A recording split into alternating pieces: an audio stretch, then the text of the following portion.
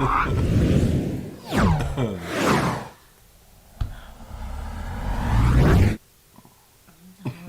pray for me today. Pray for me today, y'all. It's already He's been on a day. it today. It's already been a day. And I only had one cup of coffee this morning, too. Oh, Hey, thank sweet. y'all for tuning in to our live broadcast. Yes, thank and y'all. So we got on yesterday. We missed last week with Kelly being out of the office, not feeling well, so good to have her back and get a little better every day. So we was in Matthew 6, and we talked about worry. We started at verse 25. Yes. And I want to end. I want to start at 27 again. It says, "Can all your worries add a single moment to your life?" And that's what I want to talk about today. Can all your worries add a single moment to your life? And as we know, doctors are finding out that people that worry, they don't heal as well. They're worried about having surgery, having treatments. They don't do as good because of the stress, the cortisol your body releases, and things like that. And they're just worry is bad. We know science has proven that. The Bible talked about it way before science ever come along and did studies and stuff on that worrying can change anything. It makes it worse. It doesn't make it better. Things like that. And that's one thing, because with worry then comes fear. And Paul was very clear to Timothy that God didn't give us a spirit of fear, but of love, power, and self-discipline. So when worry tries to come and is trying to take over your life, and fear and doubt and worry and unbelief and all that, they go together. Remember what God said about that He's got it. So He tells us not to worry. That's what He did in verse 25. I tell you not to worry about everyday life. We have enough food. Because this is physical stuff.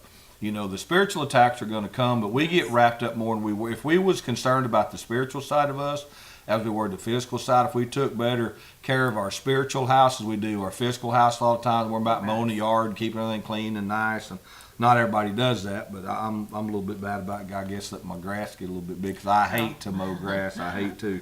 We spend all that money trying to kill weeds and get grass to grow in the pasture and cut it every 3 days in your yard. But anyhow, so don't worry about these things. Yes. In verse 28, and he says, "Now why worry about your clothing? Look at the lilies of the field and how they grow. They don't work or make their clothing." And that's another thing, that when we go through life and food and clothing, we realize that, and a lot of people are so materialistic today that they miss out on the joys of life. And last night I went out and let the dogs out and run around and stuff and walk, and house dogs, and put them back up, and I've got a Doberman that I got from a lady. And he's smart, but he's slow to learn it. Once he's got it, he's got it.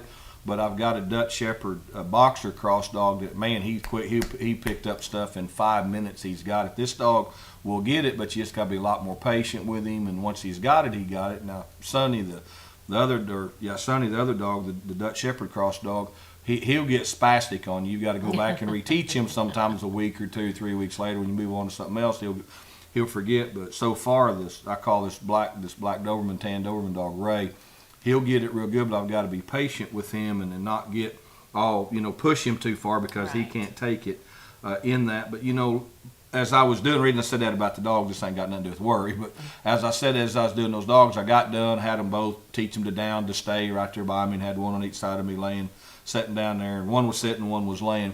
And then the moon, was coming up, and I looked, and it was kind of cloudy, and stuff. And how pretty that moon was, coming up, and think, man, God created that, God made that, He can take care of anything that'll ever I come up against in life. And I just thought about, the beauty of nature. Paul says man's without excuse by not looking at the nature of things, the sunrise, the moonrise last night and things. So a lot of times we need to slow down in life. We get worried about our clothes, our house, all these materialistic things, and get back into nature and just sit and look. Kelly put a picture on a few weeks back about the sunset over the lake, on Facebook. Very pretty. And we've had some really pretty sunsets this year and things. And so those things like that will also help you not to worry. Just sit in your backyard or take a walk, out in the country, whatever, a park if you live in town. Most parks have walking trails and things. And be careful of your surroundings. A lot of times there's some bad stuff goes on out there, but especially when you can just take time to say, hey, you know what? My father made that bird when you see, unless it's a crow. Kelly cracked me up yesterday when we got back to the office. The crows was called, and it was sitting on the post just waiting. Crows. Yeah, waiting on her. So you had to be there to in the moment. But anyhow, crows are just. The squirrels was out yesterday. We come back. They're over the pecan tree on the west side of the office, gathering up pecans and stuff and all that. Unfortunately, our pecan tree has bad pecans. No, there's no so meat they're in not them. It's getting just anything out of it, but they're sure trying. It's just the hull. But and even those animals and the birds, the crows, and it says that that we're more valuable than they are. Yes. What he said back up there in verse 26. So don't worry about all these. Look at the lilies of the field. Yet Yes. our Father knows what our needs. Okay, I know that you've got a lot going on in your personal life and stuff within yourself, and you've not felt well since last week, and glad you're back, glad you're getting better every day. But then with Katie battling and stuff, what she's going through, battling this cancer and things, and I know life gets heavy. So what is things that helps keep you from not worrying and not getting? But I know you're not very materialistic at all. You're one of the most non-materialistic people I know, but that helps you stay fixed and focused. Well, it's just sometimes, like this morning, when Stella woke me up to go outside, I woke up mad. I don't know why. I was mad. I was just angry. And after I let Stella out, came back in, got down on my face before the Lord and said, Lord, I need an attitude adjustment this morning. I don't know what's wrong with me. I don't know why I'm in the mood that I'm in, but please forgive me and help me to come to do better. And I laid back down, and I did go back to sleep. And I did wake up in a little bit better frame of mind, but it's just knowing that the enemy is going to come up against me in this time, because I know I am struggling with, as a mama, it's hard even when your child is an adult, it's hard not to be there for every single thing that they need. But I know that that's what her husband is for, and it's hard. I just want to be there for her. Today she had port placement, and she also had a heart test, which she texted me earlier and said everything went great. The port placement was very easy, and they were ahead of schedule, so she got everything done quicker than they expected, and she was on her way home to rest. But it's just difficult, but it's just getting on my face before the Lord when I feel it coming on, when I can feel that that resentment or that anger or that worry or that fear. When I feel that coming on, it's just getting on my face before the Lord and getting in His Word even. Right. And sometimes it's just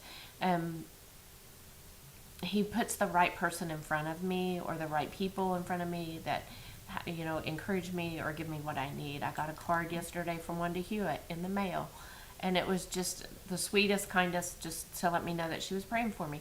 It's those kind of things that the Lord does. If we will just continue to rely on Him, and that's what I'm doing, fully relying on Him, knowing that He's got it. He loves my daughter more than I could possibly ever love her. So I know He's taking care of her too. So I just need to allow Him to. Amen. And that's the thing, when we worry about it, we give it to God. It's not saying that worry won't try to come against you. We just need to know God didn't give us this. And worry is a spirit. This is what people don't understand. These worries, the doubt, the fear, those are spiritual attacks. They're not physical. No, they are not. He's starting out here on physical stuff, and we'll shift into the spiritual probably on, Tuesday? Probably on Thursday. Yes. We'll get down to that side of it, Lord willing, we get on here on Thursdays.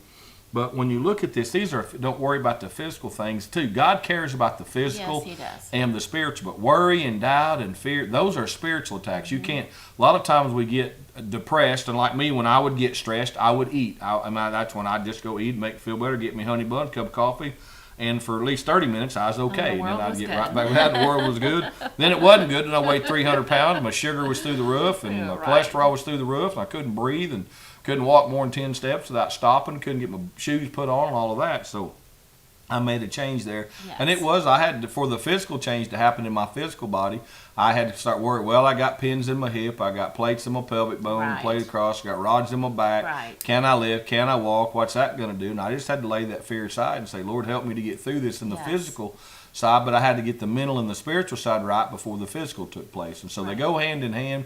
But it all goes back. It starts in our mind. It starts in how we think. It talks in how we speak. And that. So don't worry. If you're worrying today about something, like Kelly said, get on your face before God and say, Lord, help me. And Lord, take this fear, this doubt, this anger, this frustration. I get impatient. There's a lot of stuff going on in my personal life that I try and let a little impatience get on me about it. And I got up this morning early and was praying about it and thinking about it when I went and walked and went to the gym and stuff, and no one was, when I go to the gym, no one's there.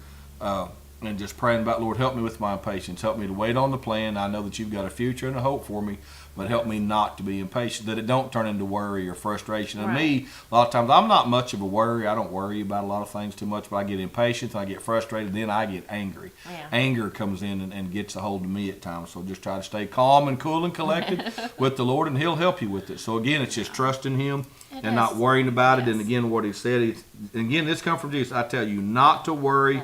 That's right. Let's not get angry about everyday life, frustrated with everyday life. I know there's frustrating things. Like I said, Kelly and I was talking about this on air. Asked her how Katie was doing. Been praying for Katie. Lottie and her and Bobby, Kelsey, the whole family. Everybody, Justin, Katie's husband, and her kids, and things, because it affects everybody when you're going through these things.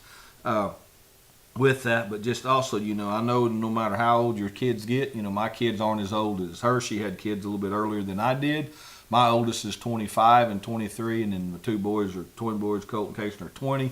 So they're just a little bit down the age from, but they're still your kids. They still hurt when their kids hurt, and they're having problems and struggles and all those things, because they're always going to be your kids. And all you moms and dads know that out there. But don't let worry and fear and anger and frustration take over. Give it to God. And again, worrying about it, getting mad about it, all those things are not going to add a single moment to the life, but they'll take away our calm, our peace, and our joy. So don't let the enemy steal that from you. So God bless y'all. Thank you for tuning in today. Please share this on your pages if you would. Send it to some of your friends and all that. We appreciate that. Men, tonight we're going to gather at 7 o'clock for a men's meeting. So come prepared and come expecting. God's been doing some great things every week in that. To me, it's just been getting better and better. We always have new guys there, new men there each week. So again, if you've got a teenage boy, little boy, it's not going to fit. But if they're 13, 14 years old, bring them, if they're fair material, if they're not, because we do talk about some deep things at times, So again, if you want to call about that, let me know, kind of what you're thinking. I'll be glad to visit with you on that. But young men are welcome to come be part of it, to help train them up in the way that they need to go as a young man. So we'll gather tonight at 7 on that. Tomorrow night, kids will be in here. I believe they're painting pumpkins. I think so. I think they're going to paint some pumpkins tomorrow. So if we got that going, buses will be running tomorrow. Little kids, K through 5th graders in here at 6, or junior and senior high youth will be in here at 7. We will be feeding them as we do each week. Even if something happens and our cooks can't get here, we'll go get them pizza. Kelly will order them some pizza. We'll get them here and get it picked up. We'll feed them something so they won't go home hungry on that. Then this Sunday, October 16th, notice I put stars there. I did see that. National Bosses Day. I was jacked with her, I think, yesterday about that. But this Sunday, regular service, as far as I know, we've been having some really good service. So we may possibly baptizing 3 people this Sunday. We baptized 1 on Friday night, and then 2 on or Saturday night, I guess, and 2 on Sunday. And I possibly maybe baptizing 3 if they can get it all and get off of work. That's been a problem with them. They've been having to work some Sundays. So pray for us. Looking forward to a good service. I know it's just Tuesday, but be in prayer as the week unfolds, that God will get the glory and that God's will be done in our lives as individuals and as a church. And we'll keep moving forward and helping people, encouraging people to the best that we can. So hang in there. Got the Fall Fest coming up on the 26th. That'll be our little kids, or K through 5th graders. They'll be in the bus, but that's just for our little kids on the 26th. So there won't be any youth service that night. And then the next Wednesday night, November 2nd, we'll have our youth kids in here. And we need candy. Yeah, if you guys want to send some candy, send it, bring it by the church. But we get some from Amazon that people have ordered and have it drop shipped here, so that's fine as well if you want to do that. Not have to go get it. That is perfectly fine. Kelly gets it took care of and put in the right spot that it needs to go. We have been getting some like that, so thank you guys. Yes, thank you so much on that. So again, if you want to send some food, we're still taking donations for food. Had some folks in yesterday that needed some food. One of them asked about Thanksgiving baskets. So since she said they knew of 3 people that would probably could use those, so we will be probably doing Thanksgiving baskets this year. Try to put something together. So if you want to start bringing stuff for that would be great. Thanksgiving, I know it's still October, but it will be here before we know it. So we like to try to get those out the week before, not the day of Thanksgiving, so those folks can be prepared for that. So anyway, God bless you. Remember, it's faith over fear, Christ over crisis, and you can remain calm in the chaos.